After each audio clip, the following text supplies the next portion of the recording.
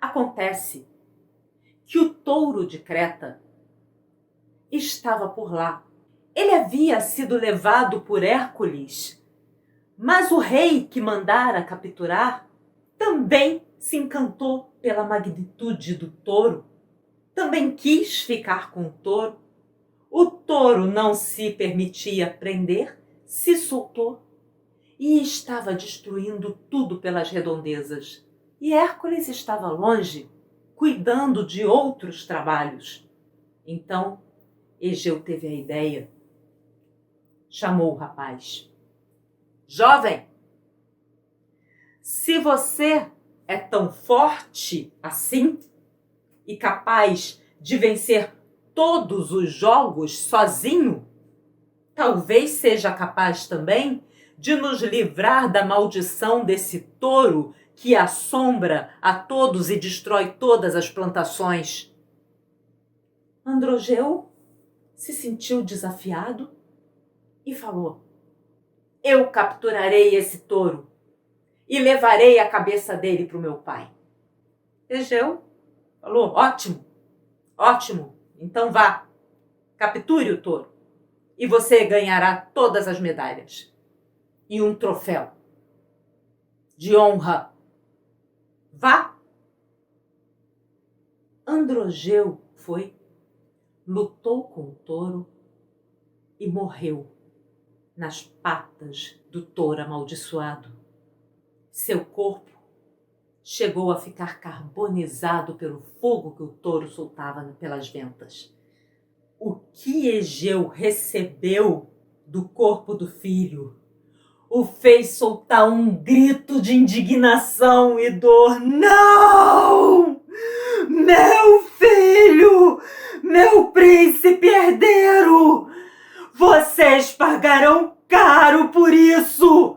Eu declaro guerra a Atena! Voltem para o seu reino e diga a seu rei que me espere!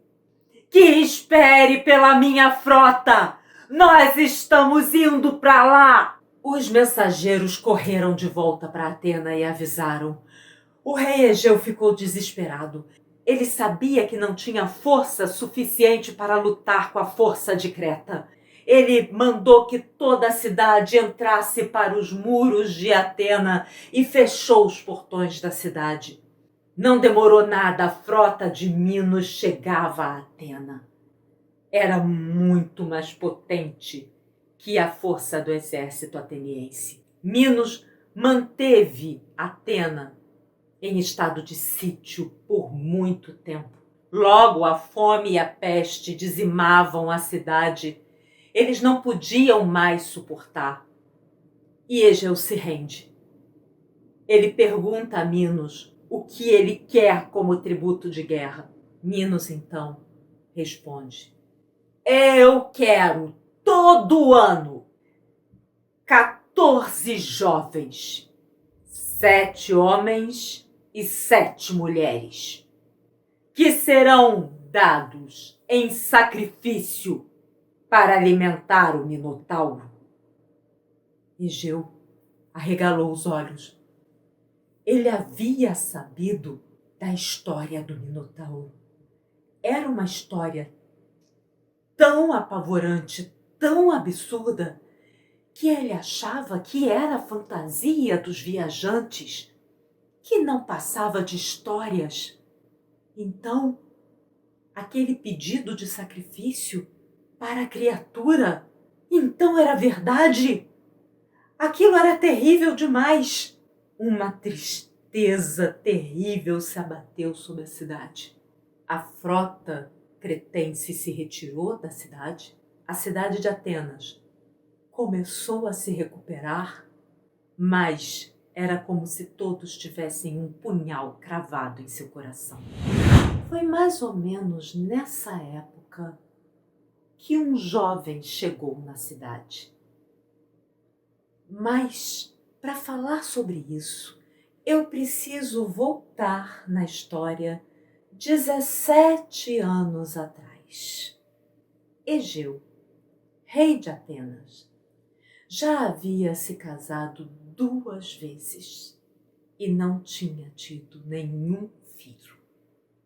Ele já estava muito angustiado e não sabia mais o que fazer, temendo casar-se novamente sem nenhum príncipe herdeiro como fruto do casamento. Resolveu consultar o oráculo de Delfos. Preparou seu séquito real e viajou para Delfos para consultar o oráculo do deus Apolo. Quando chegou no oráculo, encontrou a pitonisa sentada em seu banquinho de tripé, em cima da rocha, em cima da fenda na rocha por onde exalava vapores que a envolviam, tornando a visão da sacerdotisa muito misteriosa. Egeu se aproximou e a pitonisa começou a falar, sem sequer que ele pronunciasse a pergunta.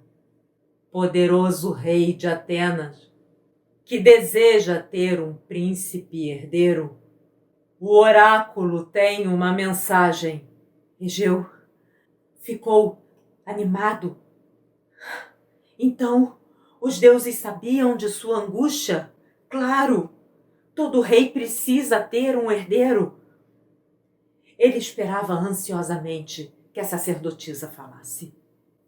A pitonisa fechou os olhos, abriu de novo. A mensagem do oráculo é: poderoso rei de Atenas, não abra o seu odre até estar de novo em Atenas, em segurança. Cada vez que a pitonisa entrava em transe, ela ficava muito cansada. Egeu não entendeu a resposta e perguntou: mas o que isso significa? É só isso? Não abrir o odre até estar de novo em Atenas? É só isso? A pitonisa olhou para ele. Desculpe-me, senhor. Eu não lembro o que o oráculo disse. Eu estava em transe. Eu sempre fico muito... Eu preciso me alimentar. E saiu. E deixou Egeu olhando, sem entender completamente nada.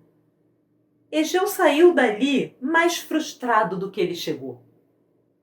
Chegou no seu carro de viagem, olhou para sua bagagem e falou: bem, acho melhor eu beber água por aqui e não abrir nenhum odre que eu trouxe até a viagem de volta terminar. Mas que mensagem é essa? Ele já estava começando a viagem de volta quando ele falou: parem o carro! Os cocheiros seguraram as rédeas dos cavalos. Eu me lembrei. Existe uma poderosa feiticeira que vive aqui perto, no templo de Hécate. Dizem que ela é filha da própria Hécate e neta de Hélios, o Sol. Dizem que ela é muito poderosa. Com certeza ela me ajudará a decifrar esse oráculo. O templo de Hécate fica bem perto da cidade de Corinto. Vamos para lá, na direção de Corinto, agora, mais precisamente, para o templo de Hécate. Vamos! Então, o séquito de Egeu se dirigiu para Corinto, mais precisamente para o templo de Hécate. No templo de Hécate, Medeia consultava sua bola de cristal e viu a imagem de um rei e sabia que ele estava indo para lá. Ela sabia que ele era rei porque ele usava a coroa de louros. Medeia começou a pensar imediatamente. Há muito tempo atrás, ela havia recebido como missão colocar o templo de sua mãe funcionando e só estaria liberada quando o templo funcionasse perfeitamente. O templo já estava funcionando perfeitamente. Ela havia cumprido sua missão. E agora, o rei, Um rei a procurava. Ela não conseguia adivinhar seus pensamentos, mas ela saberia tirar proveito daquela situação.